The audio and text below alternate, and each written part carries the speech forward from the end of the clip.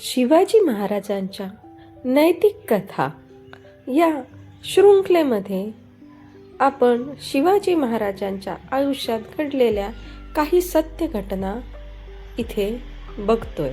त्यातलीच आजची एक छत्रपती शिवाजी महाराज कथा, स्वराज्य बंध, वैयक्तिक प्रेमापेक्षा राष्ट्र मोठं, ही कथा आज बघणार आहोत. रायगडावर सकाळ उगवली होती, पण त्या दिवशी दरबारात नेहमीचा उत्साह नव्हता. सगळ्यांच्या चेहऱ्यावर ताण दिसत होता, कारण एक भयंकर बातमी आली होती. मोगल सरदाराने स्वराज्याच्या एका पराक्रमी मराठा सरदाराला कैद केलं होतं. तो फक्त सैनिक नव्हता, तर महाराजांचा बालपणीचा साथीदारही होता. लहानपणापासून सोबत वाढलेला, अनेक मोहिमांचा सहभागी, आणि आता तो शत्रूच्या छावणीत कैद होता. दूताने संदेश दिला, किल्ला आमच्या हवाली करा, नाहीतर तुमचा माणूस जिवंत राहणार नाही. दरबारात एक वेगळी शांतता पसरली. तानाजी मालुसरे उठून म्हणाले, महाराज, आपण हल्ला करूया, आम्ही त्याला सोडवून आणतो. तर दुसरे सरदार म्हणाले, मोरोपंत म्हणाले, किल्ला महत्वाचा आहे, पण आपला सरदारही तितकाच महत्वाचा आहे.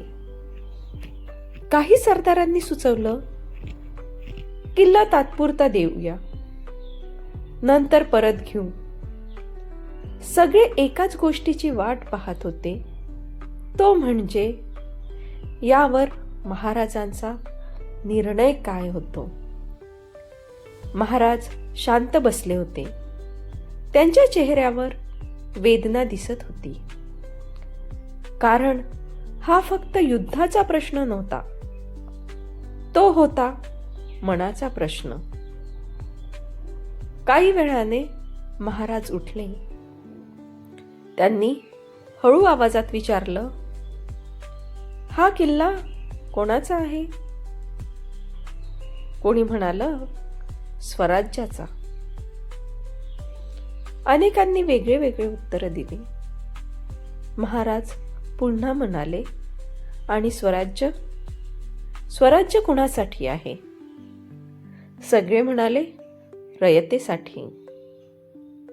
महाराजांचा आवाज गंभीर झाला.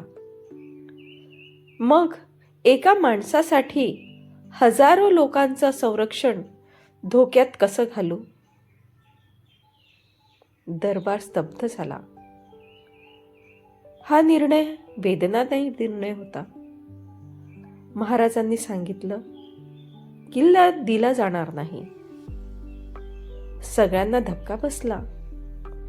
कोणी विचारलं, महाराज, तो तुमचा जिवलग आहे. महाराजांच्या डोळ्यात अश्रू चमकले, पण आवाज मात्र ठाम होता. म्हणूनच तो स्वराज्याचा खरा मावळा आहे. महाराजांनी दूतामार्फत पत्र पाठवलं. पत्रात लिहिलं होतं, तू माझ्यासाठी नाही, स्वराज्यासाठी लढलास, म्हणून तुझ्यासाठी स्वराज्य विकणार नाही. तुझा त्याग व्यर्थ जाणार नाही. तुझं स्वप्न वाया जाणार नाही. दूत छावणीत पोहोचला.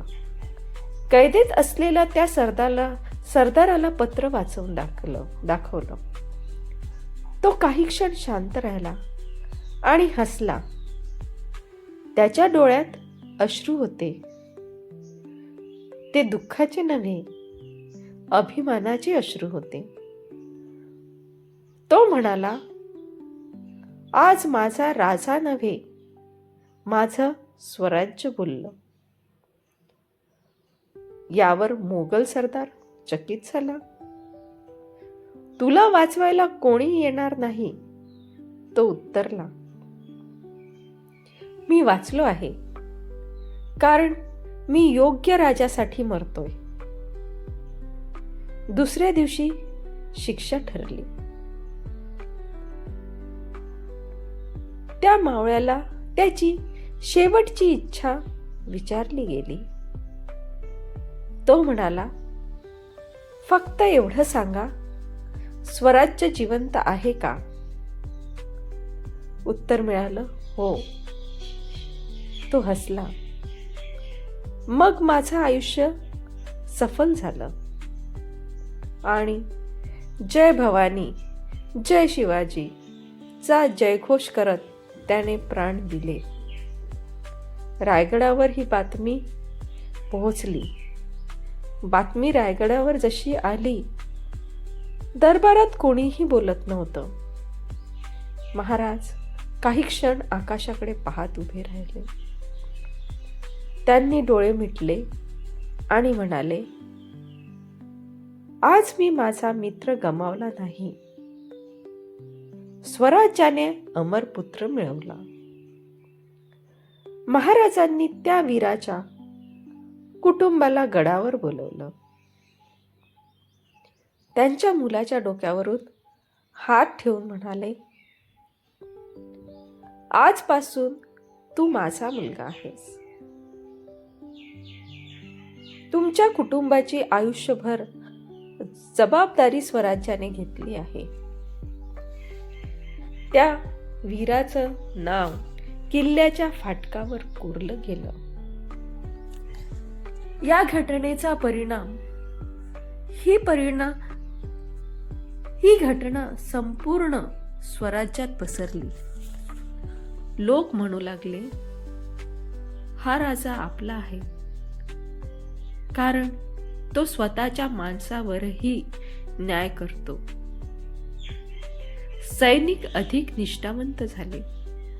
त्यांना कळलं, हा राजा आपल्यासाठी जगतो, म्हणून आपण त्यांच्यासाठी मरू शकतो. राष्ट्र हे वैयक्तिक नात्यांपेक्षा मोठं असतं. खरा नेता कठोर पण न्यायी असतो. बलिदान हे अमरत्व देतं. निष्ठा विश्वासातून जन्मते.